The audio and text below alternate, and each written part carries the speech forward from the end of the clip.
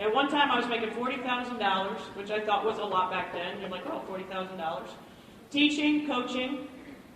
But I took a change and took a risk to get into college coaching, become a third assistant down at the University of Louisville, making $8,000 with no benefits. My parents thought I was nuts. I had a passion for it. That did not matter. I knew that I was going to conquer the world. And I was going to find out, and I had to go to the right programs to do so. So I could have been a top assistant somewhere, and those coaches were going to be fired or maybe in a losing season. I had to set myself up and make wise choices on my next move. So 40,000 making benefits, having a good life, single, having fun. And all of a sudden I'm going $8,000, no benefits. But within 9 months I got a top assistant job out east. And I was there for 3 years, and then I got a head coaching job at the University of Maine for 5 years. Then I got the job at IU for a year, and now I'm back at my alma mater at Purdue. My life came full circle. Did I ever think I'd come back to the Midwest? Absolutely not. I love the East Coast and love the Northeast.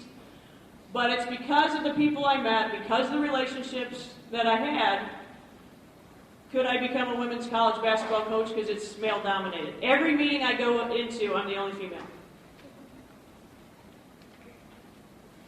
The only female. So when I go into job interviews and all those type of things, I knew I had to sell myself, but I knew it was going to be a male-dominated world. Most administrators at our school are all males.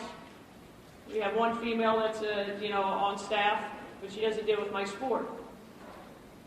Okay, so give you a little bit. So women's college coaching, everybody says, what do you do? What do I do in my world? Okay, everybody thinks I just coach. I'm on the court with our players. That's 10% of my job.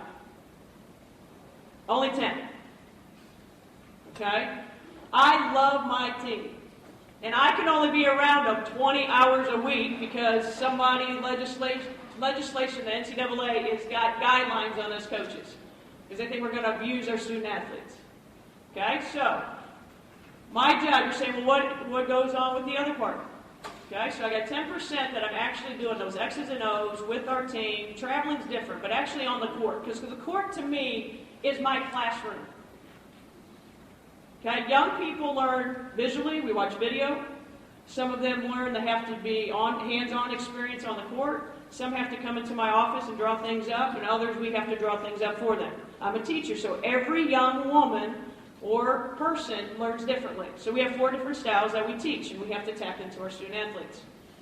Okay, so recruiting is the #1 job, responsibility that any college coach has. And recruiting means sales, PR, talking on the phone to high school coaches, AAU coaches, trying to get kids to call you and talk to you, traveling all over the country. Okay? My typical day starting next week, or let's say in 2 weeks, my typical day is getting in the office real early in the morning on Monday.